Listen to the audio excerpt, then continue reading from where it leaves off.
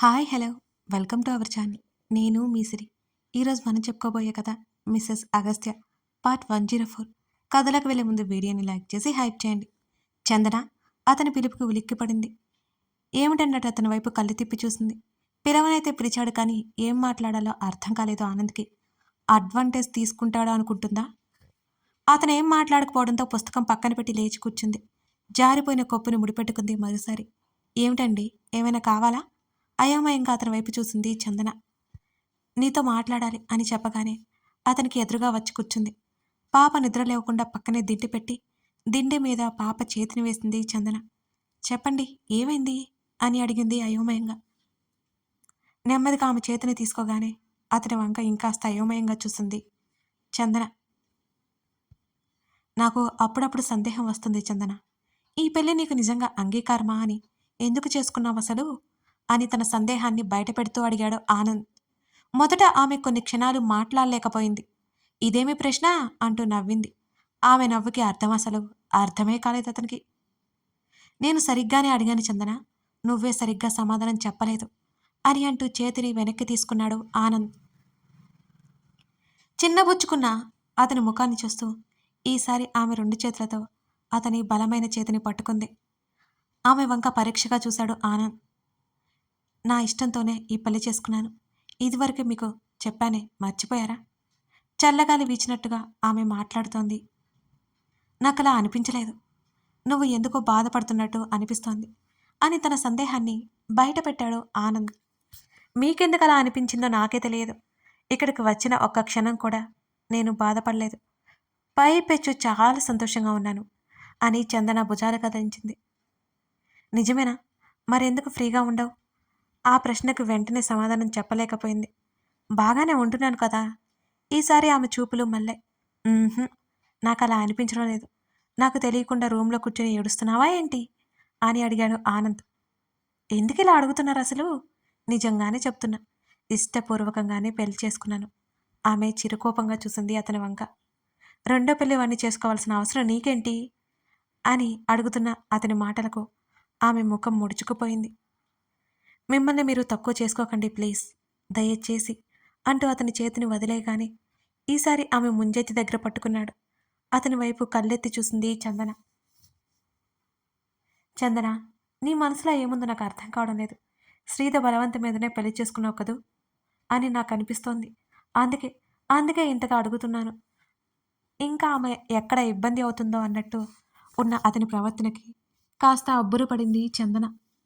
నాకేం ఇబ్బంది లేదు అని చెప్తుంటే మీకు అర్థం కావడం లేదు? మీరంటే నచ్చే పెళ్లి చేసుకున్నాను అంటే తెలియట్లేదు? ఆమె గొంతు రెట్టించి చెప్పింది. అరిచింది. ఆమె చేతిని వదిలేసి మరింత ఆశ్చర్యంగా చూశాడు. తను ఏం మాట్లాడిందో అతని మౌనంలో అర్థమైపోయి వెంటనే అక్కడి నుంచి మంచం దిగి కిటికీ దగ్గరికి వెళ్ళిపోయింది చందన. మరో 2 నిమిషాల తర్వాత ఆమెను అనుసరించాడతను. ఏం మాట్లాడుతున్నావు? నీకంటే పెద్దవాణ్ణి నేను.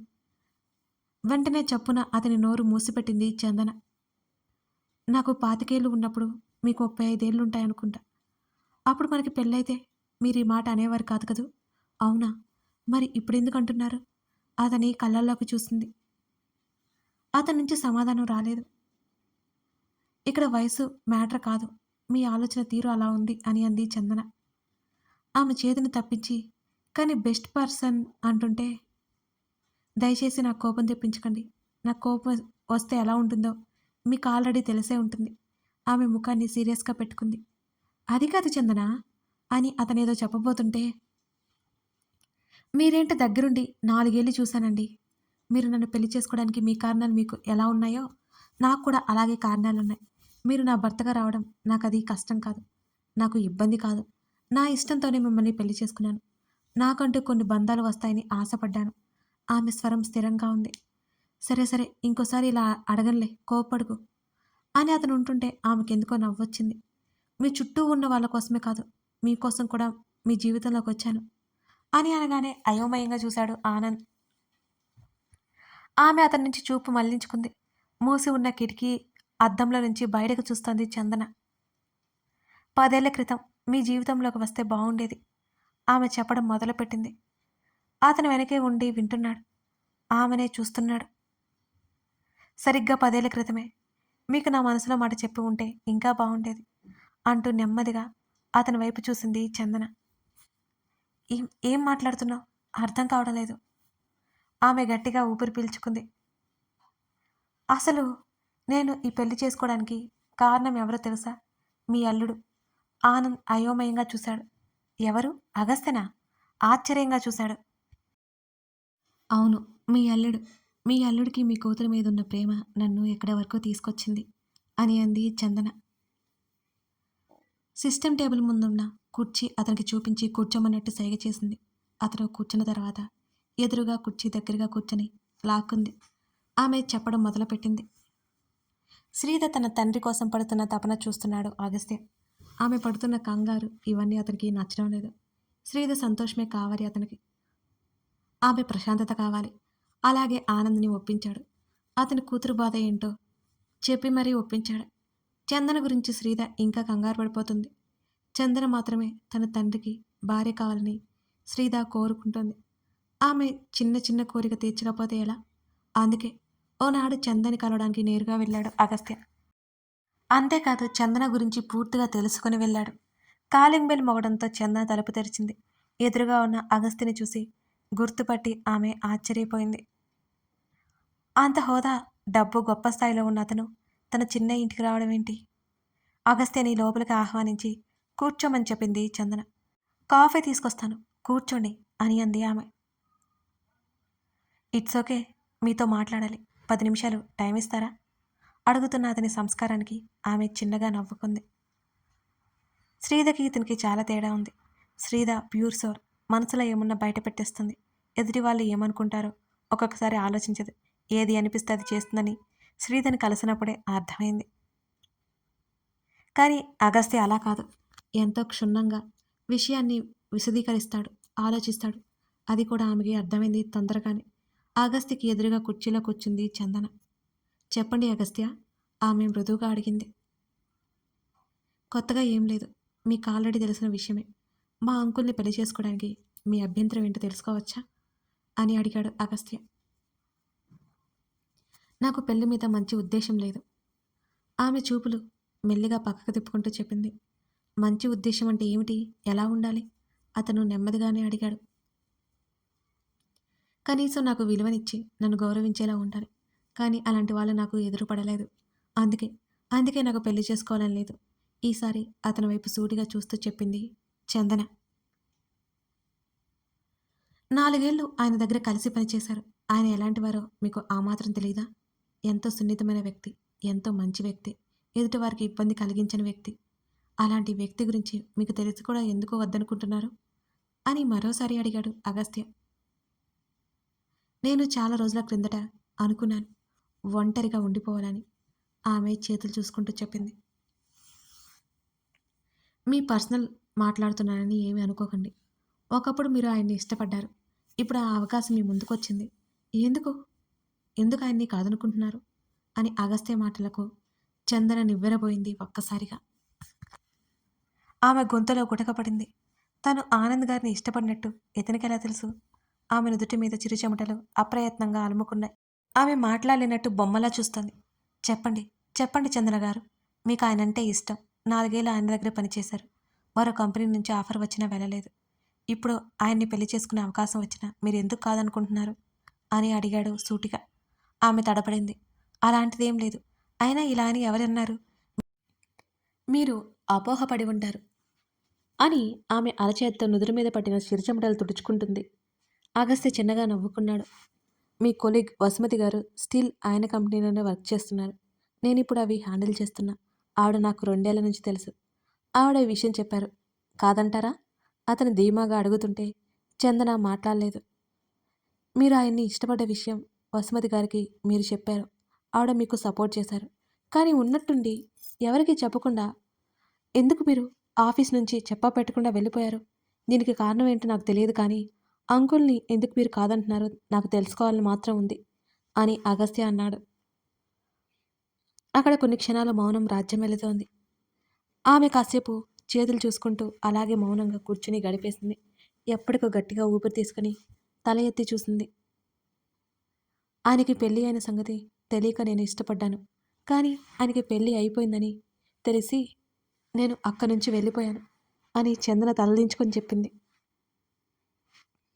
మీరు ఎంత పొరపాటు చేశారో మీకు తెలియట్లేదు. ఆయనకి పెళ్ళైందన్న సంగతి మీతో ఎవరన్నారు అని అగస్త్య అడిగాడు.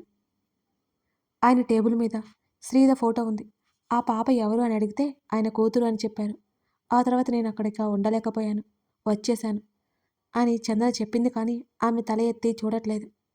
మీరు అక్కడ ఇంకొంతకాలం ఉండి నిజం తెలుసుకుని ఉంటే ఈ పాటికి మీరు అంకుల్తో సంతోషంగా ఉండేవారు ఎప్పటినుంచో. అగస్త్య మాటలకి ఆమె అయోమయంగా తల ఎత్తి చూసింది. అప్పటికే ఆంటీ పోయి 3 ఏళ్ల పైనే అయింది అని అగస్త్య చెప్తుంటే కళ్ళు వెడల్పు చేసి చూసింది చందన. ఏంటి ఏంటి మీరనేది? అదే ఆశ్చర్యంతో అడిగింది. అవును, అప్పటికే ఆంటీ పోయింది. శ్రీధతో ఒంటరిగా ఉంటున్నారాయన. శ్రీధ కోసం పెళ్లి చేసుకోవాలనుకున్నారు. కానీ ఆయన అభిప్రాయాలకు తగ్గట్టు భార్య దొరకలేదు. మీరు ఏమీ తెలుసుకోకుండానే వెళ్ళిపోయారు, అంతేనా అని అగస్త్య అడిగాడు. అగస్త్య అడుగుతుంటే ఆమె మాట్లాడలేకపోయింది. నిజమే, ఆయనకి పెళ్ళైందని తెలియగానే అక్కడి నుంచి తను వెళ్ళిపోయింది. అప్పుడు మీరు అక్కడ ఉండి ఉంటే ఇప్పుడు ఆయన భార్యగా ఉండిపోయేవారు అని ఆగి, నాకు అర్థం కానిది ఒకటి ఉంది. ఆయనకి ఆల్రెడీ పెళ్ళైపోయింది అని ఇప్పుడు మీరు వద్దనుకుంటున్నారు, అంతేనా అనగానే కంగారుగా తల ఎత్తి చూసింది చందన. కాదు కాదంది. మీరు ఇష్టపడిన ఆయన మీ ముందే ఉన్నారు. ఆయన్ని మనసులో ఉంచుకుని చాలా కాలం మీరు పెళ్లి చేసుకోలేదు. మీకు ఒక తోడు అవసరమని పెళ్లి చేసుకుందామని అనుకునేసరికి మీ అభిప్రాయాలకు విలువనిచ్చే వ్యక్తి దొరకలేదు. ఆమె కరెక్ట్? అతను అంత ఖచ్చితంగా చెప్తున్న అగస్త్యని నిజంగానే ఆశ్చర్యపై చూసింది చందన. ఆమె మౌనంలో నిజం ఒప్పుకుంటున్నట్టే ఉంది. ప్రతి ఒక్కరికి ప్రతిసారి రెండో అవకాశం రాదు. మీకు వచ్చింది. మీరు అవకాశం అందుకుంటారో లేక వదులుకుంటారో మీ ఇష్టం. ఆయన మీతో చెప్పినట్టు పెళ్లి చేసుకోవడం ఇష్టం లేదని చెప్పినా శ్రీధ వదలదు అని చిన్నగా నవ్వి, ఆయనకు వేరే ఆమెతో అయినా పెళ్లి చేస్తుంది. ఇంతకుముందు పెళ్లి అయిపోయిందని మనస్తాపం చెందిన మీరు ఇప్పుడు మరోసారి ఆయన్ని చేజార్చుకోవాలని అనుకుంటున్నారు. ఇక మీరే ఆలోచించుకోండి. మీరు కాకపోతే మరొకరు ఆయన జీవితంలోకి వస్తారు. ఆయనతో పాటు మీరు జీవిస్తారా లేదా అనేది మీ ఇష్టం. ఒకవేళ మీకు ఆయనతో పెళ్ళి ఇష్టమైతే నాకు సాయంత్రం ఒకసారి కాల్ చేయండి అని అంటూ పైకి లేచి, మీ విలువైన సమయాన్ని ఇంతసేపు నాకు ఇచ్చినందుకు చాలా చాలా థ్యాంక్స్. మిమ్మల్ని చూస్తే నాకు ఒక సిస్టర్లా ఫీలింగ్. అందుకే ఆ ఉద్దేశంతోనే చెబుతున్నాను. వెళ్తాను అంటూ లేచి బయటికి నడిచాడు అగస్త్య. తనతో తానే ఆలోచించుకున్న చందనకి ఆనంద్ జీవితంలోకి మళ్ళీ వెళ్ళాలి అనిపించింది. అందుకేనేమో తను ఇన్నాళ్ళు ఎవరిని పెళ్లి చేసుకోలేకపోయింది. ఒకప్పుడు తను ఇష్టపడ్డ వ్యక్తి ఇప్పుడు తనకి భర్తగా వస్తే అతనికి పెళ్ళయిందా లేదా, కూతురుందా, ఇవన్నీ తనకి అనవసరం. తను అతని కోసం అతని జీవితంలోకి వెళ్తుంది. తన కోసం అతనితో జీవించడానికి వెళ్తుంది. తను ఇప్పుడైనా హాయిగా చింత లేకుండా బ్రతుకుతుందని అతని సమక్షంలో ఆమెకు అనిపిస్తోంది. ఆ రోజు సాయంత్రం అగస్త్యకి కాల్ చేసి పెళ్లికి ఒప్పుకుంటున్నట్టు చెప్పింది చందన. ఆమె ఒప్పుకుంటుంది అని తెలిసి అప్పటికే ముహూర్తం చూసి పెట్టి శ్రీధతో చెప్పాడు. ఆ తర్వాత వెంటనే పెళ్లి జరగడం అయిపోయింది. జరిగిందంతా చెప్పి ఆనంద్ వైపు చూసింది చందన. మాటలే లేనట్టు, ఆమె చెప్తున్నది కల అయినట్టు, నిజంగానే అతనేదో భ్రమలో ఉన్నట్టు శిలలా అలాగే నిలిచుండిపోయి ఆమెనే చూస్తున్నాడు ఆనంద్. చందన తల కిందకు దించుకొని నేర చూపులు చూస్తోంది. అతను ఒక అడుగు ముందుకు వేయగానే ఆమె కాస్త జంకింది. వాళ్ళకి పెళ్ళి అయ్యి 1 నెల రోజులు కూడా కాలేదు. కానీ ఆమె తన జీవితంలోకి వచ్చాక ఎంత ఉత్సాహంగా ఉందో అతనికే తెలుసు. ఉత్సాహం అనే కంటే ప్రశాంతంగా ఉంది అనడం బాగుంటుందేమో. ఒక తోడు తన పక్కన ఉండడం నిజంగానే ఆ మనిషికి ఎంత హాయిగా ఉంటుందో ఇన్ని రోజులకి అతనికి అర్థమైపోయింది. ఆమె భుజాలు పట్టుకోగానే కాస్త కంగారుగా చూసింది చందన. అతని రియాక్షన్ ఎలా ఉంటుందో అని ఆమెకు భయమేస్తోంది. ఆమె భుజాల మీద ఒత్తిడి తీసుకొచ్చినట్టు పట్టుకున్నాడు. నిజమా, నిజమా చందన, నువ్వు చెప్పేది నిజమా అని ఉద్వేగంగా అడిగాడు. ఆమె అవును అన్నట్టు నెమ్మదిగా తల పంకించింది. అసలు నమ్మలేకపోతున్నాడు అతను. ఇన్నేళ్ళు ఆమె వెళ్ళిపోవడం అతనికి ఏమాత్రం నచ్చడం లేదు. చాలా బాగుంది ఆమెతో ప్రతిరోజు. మరి మరి ఎందుకు నాతో చెప్పలేదు నువ్వు? నాకోసం నాకోసం ఇక మాటలు రానట్టు మరింత భావావేశంలో అడుగుతుంటే ఆమె మరింత మౌనంగా ఉండిపోయింది. ఆమె తల కిందకి వాలిపోయింది. ఆమెను అమాంతం హత్తుకున్నాడు అతను. అతనికి అతిపెద్ద శుభవార్త అని చెప్పాలి. నిజంగా వరమనే చెప్పాలి. తన కోసం తన వాళ్ళందరినీ వదిలేసుకుని ఒక అమ్మాయి వస్తే ఇప్పుడు మరొక అమ్మాయి తన కోసం వచ్చింది. తన కోసం ఎన్నాళ్ళుగానో ఎదురు చూసింది. అసలు ఏంటిదంతా? అది 10 ఏళ్ల తర్వాత తిరిగి రావడం. ఆ కౌగిలి మరింత ఉద్వేగంగా ఉంది. కలలో జరిగిన అద్భుతం నిజమైనట్టుగా ఉంది. ఆమెకి కన్నీళ్లు వచ్చాయి. అతని ప్రతిచర్యకి నమ్మలేదు ఆమె. తన కళ్ళ ముందే ఉన్న ముత్యాన్ని అందుకోలేకపోయాడు. అది ఎక్కడికో కనుమరుగైపోయి ఇన్నాళ్ల తర్వాత మళ్ళీ అతని ముందరకొచ్చింది. దాన్ని నెత్తిన పెట్టుకుంటాడు తప్ప వదులుకోలేడు Anand. Thank you. Thank you so much Chandana. నాకేం మాట్లాడాలో తెలియడం లేదు. ఎందుకు ఎందుకింత ఇష్టం? ఏం చేశాను నేను? అతని సంతోషం మాటల్లో తెలిసిపోతుంది చందనకి. ఆమె మాట్లాడలేదు. మరింత మౌనంగా ఉంది. అతని ప్రవర్తన నచ్చింది. తనని బాగా చూసుకుంటాడని నమ్మకం. కానీ తనే పెద్ద పొరపాటు చేసింది. అప్పుడు తను వెళ్ళిపోకుండా ఉండి ఉంటే ఎంత బావుండు. ఈ పాటికి 10 ఏళ్ళయిపోయింది. అతనితో జీవితం అయిపోయేది. ఏదో క్షణికావేశంలో వెళ్ళిపోయింది. కానీ ఆమె చేతులు నెమ్మదిగా అతని వీపు మీదకి పరుచుకున్నాయి. నెమ్మదిగా ఒకరికొకరు దూరం జరిగారు. అతని కళ్ళలో సన్నటి నీటి పొర తేలియాడింది. ఆమె కళ్ళు వర్షిస్తున్నాయి. ఇన్నాళ్ళు ఆమె గుండెల్లో భద్రంగా దాచుకున్న రహస్యం బయటపడిపోయింది ఈరోజు. అది ఆమెకు సంతోషాన్ని కలిగిస్తోందిప్పుడు. అతని చేతులు మృదువుగా ఆమె కన్నీళ్లను చెరిపేశాయి. ఆమె అతని చేతులు పట్టుకుని నుదురికి ఆనించుకుంది. కథ కొనసాగుతోంది. కథ నచ్చితే లైక్ చేసి కామెంట్ చేయడం మర్చిపోకండి. మీరిది ఊహించి ఉండరు కదా, చందన పాస్ట్ ఏంటో మీకు నచ్చిందనే అనుకుంటున్నానండి. ఏ వయసులో అయినా ప్రేమే కదా. వీళ్ళ ప్రేమ మీకు హాయిగా ఉంటుంది తప్ప ఎటువంటి ఫీలింగ్ని ఇవ్వదు. Okay, thank you for watching this video. Like comment మాత్రం మర్చిపోకండి.